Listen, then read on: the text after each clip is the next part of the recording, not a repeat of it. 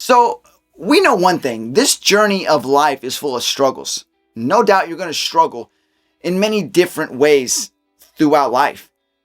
But I want to talk about a rock star who dealt with a struggle that, well, millions of people around the world have dealt with, are still dealing with. It's a struggle that I myself have dealt with. Now, this struggle that I'm speaking of is the struggle of addiction. What is going on, everybody? Welcome back, music lovers, especially my rock music lovers. That's right, welcome back. I got another one for you today. And this one right here, I'll be honest, I'm going to get a little more personal with you, my audience.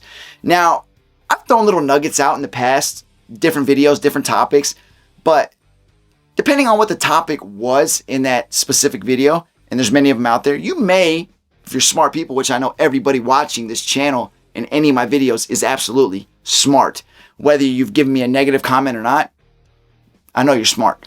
Now, you may have been able to dissect certain things that I said and kind of get the idea of what I was talking about, because I've never fully actually spit out what I meant.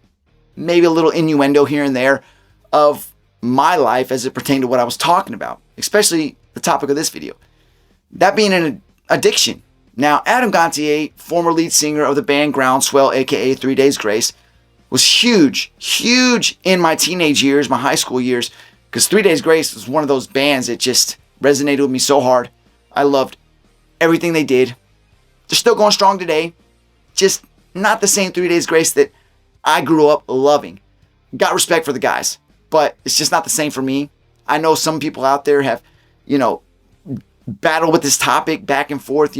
Matt Walsh, current lead singer, 3 Days Grace, Adam Gontier, the original lead singer, and who's better, who did it best? Are they still standing strong as it pertains to what they did in the past? Again, it's just one of those things we can debate about as long as we want.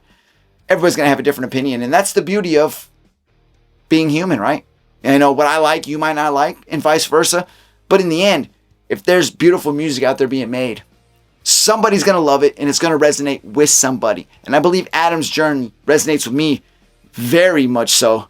And I know it probably resonates with many of you out there. That's why I love doing this today. And this is going to be a blast. Well, 3 Days Grace, they formed back in 1992. Originally, the name of the band was Groundswell. And those guys they came up the hard way. I guess I got a lot of respect for that. And there's many bands out there with a similar story. Or just artists in different genres of music, They pay their dues before they actually get to that height of success that you honestly crave to get. Whatever you're doing that you're passionate about, whether it's sports, movies, music, whatever it is, there's whatever profession it is, whether you're a lawyer or an astronaut, you want to be the best at it. And really, if you can get that recognition as being somebody who did it well, you're eventually going to be satisfied because it's something you wanted to do.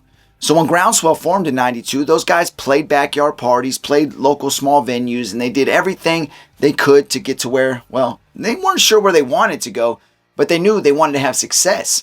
And obviously, it wasn't going well at first. The guys, they split up, and they got back together in 1997. And when they did, that's when they started to take it a little more serious. And eventually, they moved out to Toronto. And when they got to Toronto, Canada, Gavin Brown, a local producer out there, that's the guy that actually helped get the band going in, well, the right direction. They thought they were going in the right direction, but sometimes you need somebody. You need that guidance.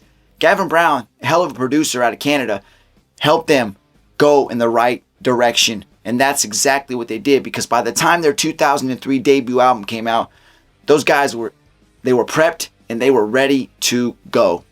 3 Days Grace's debut album, their self-titled album, was released July 22nd of 2003, and their lead single being the song I Hate Everything About You. Now, that song was huge, and was absolutely huge. I mean, this was a demo the guys wrote years prior to that, and that's actually the song that Gavin Brown heard and said, hey, we can do something with this, and he actually helped them turn that into, well, I mean, you can't change the lyrics. The lyrics were brilliant, absolutely brilliant, but a great producer can put the right sound in, mix it together the right way, to where it actually became the hit that it was. And that was the lead single off that debut album. And I remember hearing it for the first time thinking, I love this damn song. And in high school, you're dating, you get your heart broke. Listening to 3 Days Grace, I Hate Everything About You was like just what the doctor ordered. You wanted to be sad and hear it. You were going to be sad, but you were happy that you were sad, if that makes any sense. It's like you're going through misery. You want to hear a song that makes you feel miserable. But at the same time, it was a great rock and roll song. And that debut album was huge. I mean, that got them out on tour with bands like Hoobastank, Evanescence, Nickelback, Trapped. I mean, some of the biggest bands at that time, and they were going on tour with them because they came out with a badass debut album, and it hit home. Home being another single that came off that album, my favorite song off that album. But Just Like You, there was some great singles off that album. And right there, that set the foundation for 3 Days Grace. People knew who these guys were. They knew they were something special, and they just wanted to see what they could do next. That's always the question is, when you come out with a strong debut album, what can you do next? After the release of their 2003 debut album, 3 Days Grace was riding high. They were doing great. For the next couple years, they were touring, like I said, with some amazing bands. I mean, there was nothing not to like about 3 Days Grace. I mean, Adam Gontier, amazing lead singer. The rest of the guys, they knew how to play their instruments. They knew how to play them well. Great stage presence. Great music. I mean, everything was great. Like I said, they were perfect. Perfect on a short list of bands at that time to lead rock and roll music into the next era. And they were doing a hell of a job at it. But again, what were they going to do next? Around 2005, that's when Adam Gontier started to develop an addiction to Oxycontin. Oxycontin's an opiate. There's a long list of things. Over-the-counter opiates and stuff you buy off the street. Heroin being at the top of that list.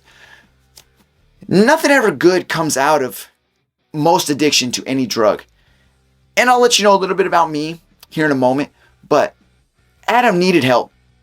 Thanks to his family and friends, they did help him. They got him into a rehabilitation center, Center for Addiction and Mental Health in Canada. And it was at that time, while he was there, that he wrote some of the most amazing lyrics that would end up being turned into some of the most amazing songs that would be on 3 Days Grace's next album, their follow-up album. And man, how he was feeling, what he was going through at the time, he was able to express that through music beautifully. It was in 2006 when we got the release of 1X by 3 Days Grace. I'll tell you right now, my favorite 3 Days Grace album is this album, 1X. Now, him being in the rehabilitation center, everything he wrote, he gets credit as the primary songwriter for some of the best songs on this album, mainly because he really wrote from the heart. I mean, really wrote from the heart. And I'll tell you one thing, the lead single off the album, Animal I Become, is a perfect song for that. And I'll tell you right now, reason that I resonate with Adam, this issue and this song so well, it was around the same time I was in high school. As he entered that rehabilitation center, I myself developed an addiction to prescription painkillers.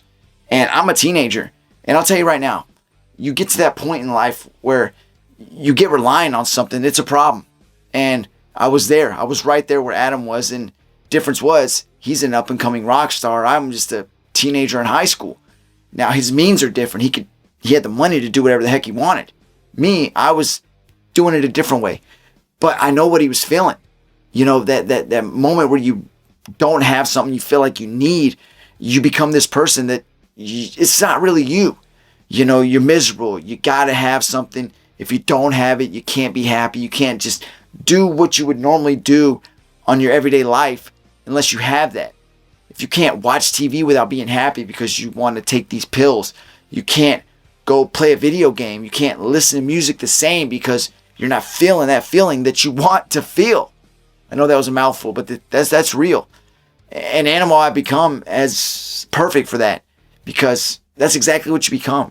You pretty much become an animal because you're so in need of something that you really don't need, but you want that feeling. You got to have that feeling. And you become something that you don't want to be. You know, Animal I Become was the lead single off that album, and it was amazing, huge song. But other two songs that were just as big or even bigger were the song Pain and Never Too Late, which he also wrote while he was there at the rehabilitation center, just as well as Get Out Alive, Gone Forever, Over and Over. All those songs are some of the best songs on that album. Again, I love the album in its entirety, and I can listen to the whole thing, and I do love every song on there. I'll be honest. That's one of those albums on a short list that I love every song on there. I'll sing every song on there. But those songs that Adam wrote were some of the best songs on that album. And I get it now, and I get why. Because he was really coming from a place deep in here. Really deep. Now, I'll tell you this. As it pertains to that feeling and addiction of need and want, you know why I created this channel? Yes, it'd be nice one day to be doing something I absolutely enjoy because I love doing this. I love it. It's fun. and it doesn't feel like work. And some people think that if you're doing something like that, especially the old schools, I'm talking about World War II vets, which there ain't many of them left. The way the country was then, I don't know it and I won't ever understand it. But I know we're in one of the best country in the world. And there's some guys in the armed forces, they'll go and fight for the freedom that we got. And a lot of lives have been lost. And I've heard it many times growing up that this country's not the same. I don't exactly know what that means. But I know that from their perspective, it wasn't the same as when they were younger. What they were willing to go die for is not the same. But I'm so proud and happy to be in this country. And I can respect where they're coming from. But I know one thing. This country is still great and the opportunities are still great. And if I can do this and eventually make a living from it, great. But it's also a platform where I can hopefully help people. If I can get to that point where people hear me, listen to me, and I help them, then that's the most amazing feeling in the world. And I'll tell you why. So this is why I say that. Because I want to be able to touch those people out there. And this issue with prescription painkillers and the issue I went through and that Adam went through, and I know many people have went through, and there's still people out there going through it today, is that if you can help somebody, and you really can't help them, you have to help yourself. There's other things that I eventually graduated to in life, and I got worse than I was at that moment. But I'll tell you that another time as it pertains to me being a little vulnerable and telling you something about myself. But I know right now, as I speak, there's somebody out there sitting under a bridge, probably sticking a needle in their arm, getting their next fix, and crying because they don't want to do it, but they can't stop themselves. And that's the person I want to be able to get past that and get somewhere in life. Aside from that, be happy and get somewhere where they know they've got past it. That's the people I want to be able to help one day, one way or another. And if I can get there from this platform, that'd be great. But those people are out there, man. They get shunned every day. The guy standing on the corner begging for money because he's an alcoholic, he's a drug addict. Most people turn a blind eye. You might hand him a couple dollars. You might hand him some food. And then you go on with your life. That person's human. They were once a child. They once had parents. Whatever happened throughout their life to get them to that point, who knows? But I know one thing. There's a lot of good-hearted people out there that put themselves in bad positions. And they don't get to be rock stars like Adam Gontier. But that doesn't mean they can't do something special and great. And they need people to tell them it's okay, that what they're doing is not the end of the world. And there's people out there that understand and can help.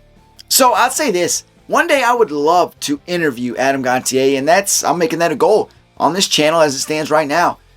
If I don't have Adam Gontier on this channel as an interviewer, as an interviewee one day, then I don't consider it a success. So I promise you, my viewers, you'll see that one day. But, Adam's addiction, at least from what I can read, and this is what I love when I get comments with people telling me I'm wrong. It's like, maybe I am, maybe I'm not. But I get my information off research. So unless you actually speak to the source, the person, you don't really know, and really neither do I, because you don't know if what you're reading is real. You don't know if the documentary you're listening to and watching is accurate or not. Is the information coming from the person? So I can tell you the research that I found, which is what this is, and I've pertained it to, obviously, my life, but we really don't know. So I'd like to hear from the horse's mouth one day. That being, this addiction came in 2005 before the second studio album by 3 Days Grace was released. But did Adam have any addiction issues before that? From what I can find, that was when it developed after the band was already starting to get successful. And with a lot of rock stars, that's what you find. Those drug addictions develop after the success has started to happen. Now, that's why I say that I've been there, and when you get deep into a drug addiction and you then want to reach some level of success like that, it's even a more triumphant story. Not that what Adam did is any less, or any of these other rock stars who got past addiction, which there's a lot of them out there. I give them praise. God bless you.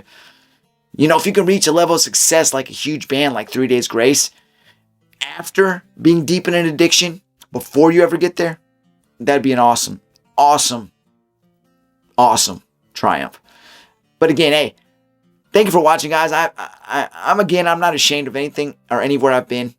Everywhere we go in life, that's what makes us who we are. And what Adam went through has made him what he is today. And He's still doing great things, even though he's now with 3 Days Grace as the front man, at least for now. Maybe one day we'll get him back together. But he's still doing great things. Saint Asonia, awesome band. These freaking guys do great things. And I give him a lot of respect for what he went through and where he got.